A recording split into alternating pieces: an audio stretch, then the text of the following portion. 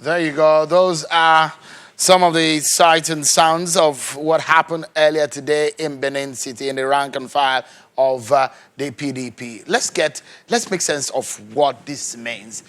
Some will say, well, it's the end of an era and the beginning of a new political phase in Edo State. What does that mean for Godwin Obaseki? What does this mean for the APC and perhaps other political parties in the state? We've seen a lot and we've heard a lot in the campaign period. I have joining me tonight to discuss some of this issue is one of the people who stepped down for Godwin Obaseki during the primary. He's a member of the House of Representatives, Honorable Omorige Ogbede Ihama. Thank you so much for coming on tonight. And he's also, he served as a party agent today at the Coalition Center. Thank you so much for coming. Thank you, Sharon. And I have also Mr. Dan Osa Ogbege. Thank you so much for coming tonight. Thank you very much. I appreciate it. Perhaps I should begin with you. Your party is at the receiving end of the stick today. Your party lost. How does that feel? Well, we are Democrats. We abide by the announcement made by INEC, even if we have a lot of reservations about what went on all over the state. There were well-crafted activities of PDP members in collusion with security agencies in many parts of Edo State to intimidate our members and to disenfranchise them, disallowing them from voting. Now, for instance, I can tell you that Right Honorable Patrick Asowere was arrested by the DSS from Delta State, ostensibly sent by the governor of Delta State. They went to his community where he votes. Well, if you're making that allegations, when you mention people's that is name, what exactly. you know you're on the national TV. And they will come and so when defend you're themselves. making those kind of allegations, Yes. you need to be able to substantiate. When you say somebody was sent by, were you there when? I mentioned names, and they were DSS, max DSS from Delta State. And you know the role the governor of Delta State played in this election, right from campaign up to now. How he sent them? Did it? How, because they came from the Delta State. You have? Because they came from Delta State. How did you know they came from Delta State? Yeah, because they told him that they came from Delta State. They told you, and they were with him. So you know the point we are making in this is that the boundary between Edo State and Delta ought to have been barricaded during this election. That the DSS were allowed to cross from Delta State to Edo State and come into our community, and for no reason picked up Honorable Patrick Asowere and took him in a bus and ensured that he did not vote, ensured that he was not available to motivate his members, those who work with him in his community. They brought him back much later when the election was over. So that is just an example of the intimidation many of our members got from a collusion of security agencies and PDP members. They were working on the authority or order or instruction of members of the PDP. Those are the claims that you're making. All over the not state. Not necessarily that you have evidence to prove some of this. Of course, there are evidence. There are evidence. I have a feeling you're a lawyer. I'm a lawyer, of course. So you know the I cannot speak without evidence. All right. So let me allow Honorable Ogbede Ihama to come into this. For your party, this is victory for you. Yeah, absolutely. How does it feel? You step down, and now the man you step down for has won the race. The same question, how does it feel to you? Sharon, thank you again for having me. And Ogbege is a friend. It feels good. Like you said, I stepped down at the time of primaries for Governor Obaseki. And there's no better feeling I can have that at the end of the day, the same objective of getting PDP back to government house was sustained today by Governor Obaseki, and I was the agent. So it feels good. I think he should be congratulating me first for the victory. I think it's a good thing. We're happy. How do you react to when the APC said today that the election is skewed against them and they are deciding, they will decide on the next step in the coming days? For me, it's a bit strange. Why do I say that? Because leading up to the elections of yesterday, we heard all sorts that federal might. I accompanied the governor, Governor Godwin Obaseki, to have a meeting with the IG in Abuja because we were concerned about the federal might. But President Buhari has come out to congratulate Governor Obaseki, and he has also reiterated that his resolve to ensure free, fair, and credible elections in order to strengthen democratic processes and institutions, that is firm. What that means is that the president does acknowledge that even though he's from the APC, he does acknowledge that we had a very free and fair election.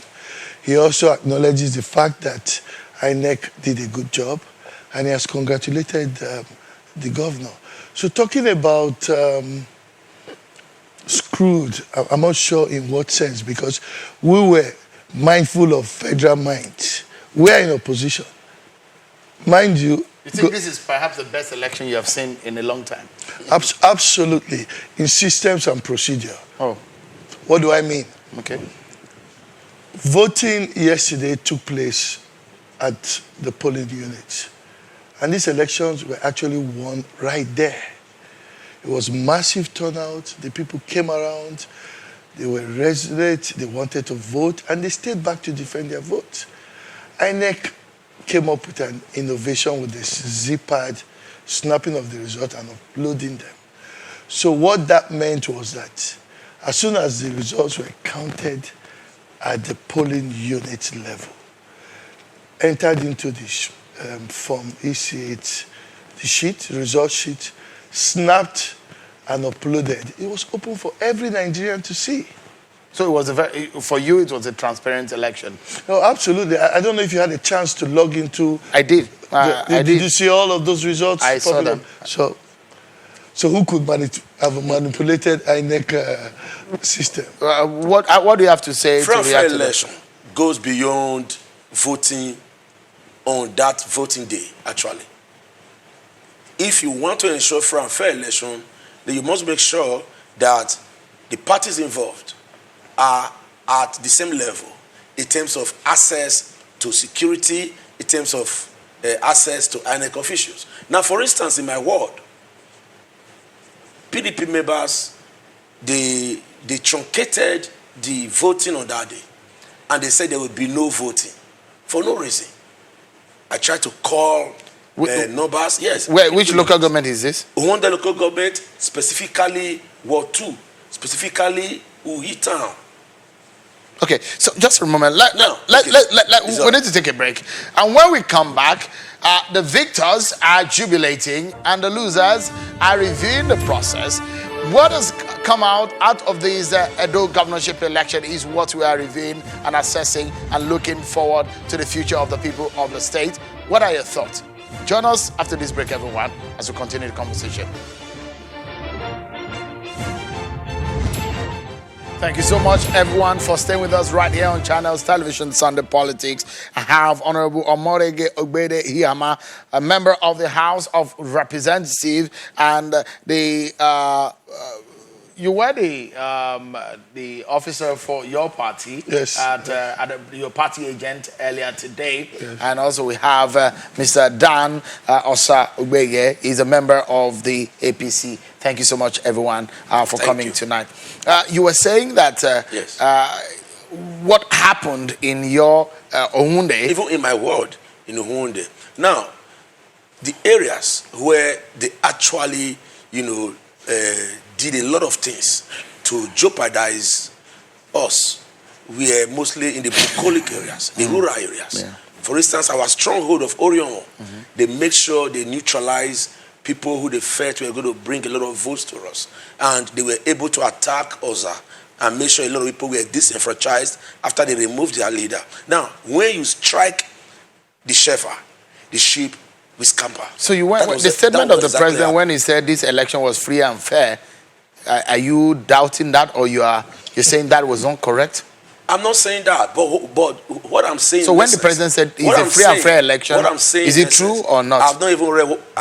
I've not read what the president said. Okay, I actually showed everyone because the president said his commitment to free and fair election is firm, because without free and fair elections, the foundation of our political and moral authority will be weak. So the president is not aware of some of these that you're talking about. I wouldn't know, but the president is in Abuja. We are here.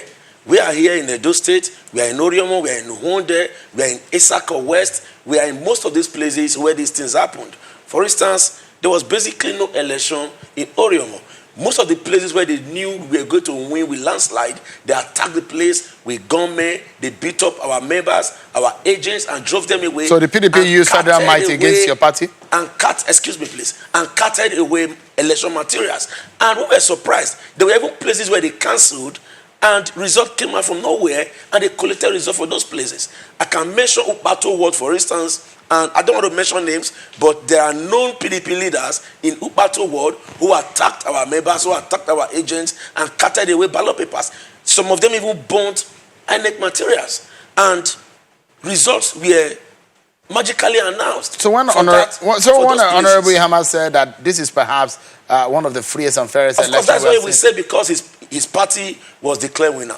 You know, the PDP has been out of power and out of government for 13 years, and they can't just wait to get into government, and that was why they had to get in bed with Godwin Obaseki, who I see as a strange bedfellow to the ideas that the PDP initiates. All right. The PDP is a party of leaders, but this is a person, of course, it will be hard for him to be able to really, maybe I can give them maybe 3 or 4 months, right, and they will fall apart. So let me quickly ask you, and I would like Honorable Ihama to also respond to it. Some of the reactions that have showed is the outcome. For example, former Vice President Atiku Abubakar says that this election, by implication, is an end to godfatherism in the politics of Edo State. I laughed when I read it, when he said that there is an end to godfatherism.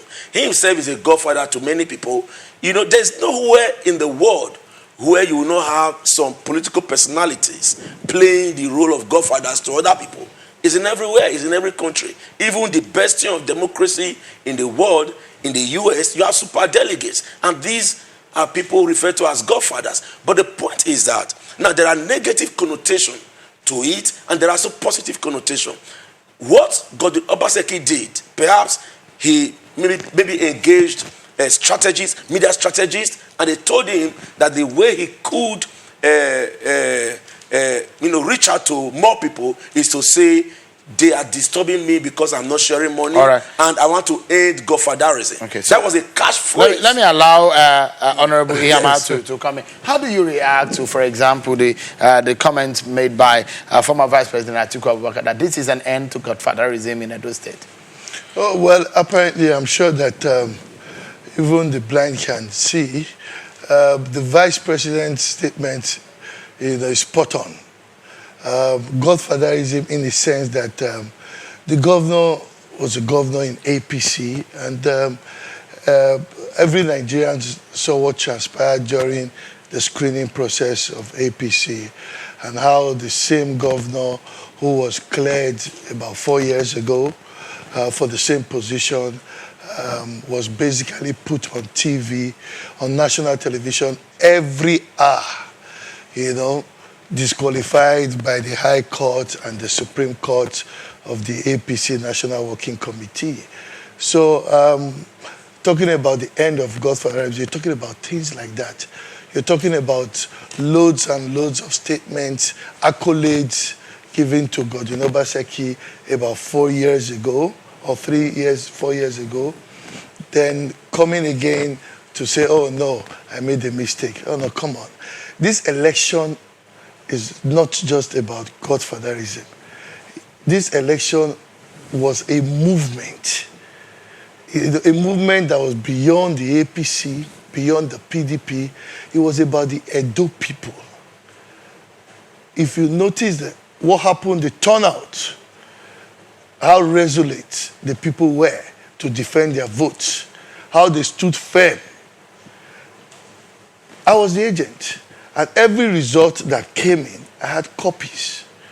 from the copies, I tallied with what INEC had right up in their portal, and I waited for the collation officers to read their own results, and they all merged. So when he said that your party skewed this election, I mean, your party he made several allegations. How do you react to those allegations? Well, for me, I think that this is not really the time for us to be talking about if the party skewed, because I just explained a process to you.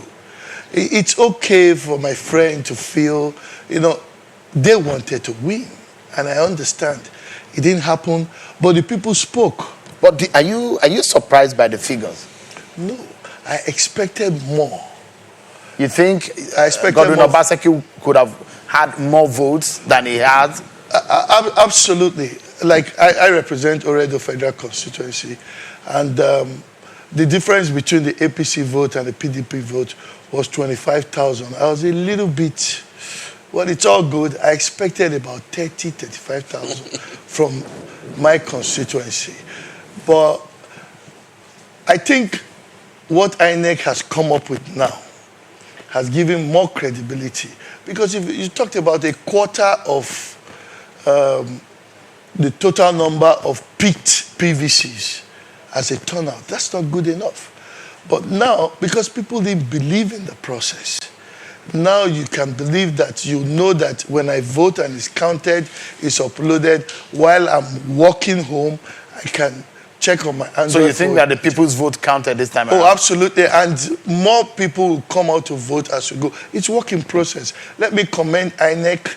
Let me use this same opportunity to thank all Edo people for coming out en masse to stand firm, to vote for the PDP and to support Godwin Obaseki, especially my Oredo people who always will never disappoint me. But on a larger scale, what do you think the implication of Godwin Obaseki getting a second term, what does this mean for Edo people? Well, I think it's the product or the outcome of that movement. It's going to span spheres. For example, talking about godfatherism and all of that. I think all that will gradually be put to an end. The people should have free will to choose who should lead them, and a few persons shouldn't sit in a living room to take such decisions. All that will be put to an end. Then moving Edo forward and getting Edo back on track is just a continuity, in all that he had been doing, from human capacity building, training of teachers, infrastructural development, renovation of schools, attracting investors. So he's just going to continue from what he's been doing. The only difference is that he's actually left the APC, where he was choked up with a godfather, to enter the PDP, and now he's a PDP governor where we work as a team. The implication for you that Godwin Obaseki is going to be a governor for another 4 years. Yeah, but very quickly, let me correct some statements that were made. In this election, the voter turnout was no more than the voter turnout in 2016. For instance, in Oedo, where it comes from, the total vote cast in 2016 was 67,000 and a fraction. In this election, the total vote cast was less than 60,000. So that means more people actually came out in 2016 than they came out in 2020. So that means there is voter apathy in his local government. In my local government, for instance, the total vote cast was 21,000 and a fraction. But in this election, the total vote cast was just about 16,000. So, and it is the same thing for many of the other local governments, probably even all the other local governments. And to also put a lie to the point that they try to make, that there was a movement. It was just using the cliche, putting an end to godfatherism, was just a mantra, to hoodwink Edo people to vote for Godwin Obaseki. And of course, I won't lie to you, some people were carried away that, we must end godfatherism. We must end godfatherism. Now, you now ask yourself, is Godwin Obaseki not already a godfather in his government, where many council chairmen were removed whimsically by Godwin Obaseki because they did not support his second-term ambition. Democratically elected council chairman, for instance, the council chairman of Isako West and some other local governments, even Ego, that they removed until she decided to support Obaseki and they brought her back. Right. So that shows that Godwin Obaseki himself is a godfather, Right. and he did not actually believe in stopping godfatherism, but he just used it as a tool to try and get re-elected. They saw that he will now become the ultimate godfather. We need to wrap up What the you conversation. said, now, Yeah. to your question, what is the implication for Edo people? The Edo people will see in these 4 years, for instance, if he continues, because don't forget that the APC has a pre-election case at the Federal High Court, and it's a very potent case that they have against Godwin Obaseki and his deputy. It's a case of eligibility, that he was not eligible to even contest for the election, him and his deputy, because of we're out of time of this segment. Yeah, so I'll take that as your final word. Yes. Let me get your final thoughts on this. Going forward, 4 years, what does this mean? A new phase, a new era for the people of Edo State, a big burden on the shoulder of the governor? No, absolutely. Yes, a new face, new movement, new processes and systems. And I think that Edo people should be set to get good governance, development, infrastructural, both human capacity, and all of that. For me, I think that we don't want to go into pre-election or pre-election. Today, Obaseki was declared the winner of the election, and come November, he'll be sworn in, and I think that we'll take it from there. All right. I must sincerely thank both of you for coming tonight. Thank you very much. Thank you so much. But a new wine, an old wine in a new bottle will still taste like the old wine. All right. Thank you so much. Thank you. Mr. Dan Osa Ogbege. Thanks for having Thank me. you so much. Honorable. Thank you for having me. Thank you for Fantastic politics of Edo State. Very interesting. And I must sincerely say, I've enjoyed every bit of covering this election, myself and my colleagues. Thank you so much, everyone, Thank you for coming. Me.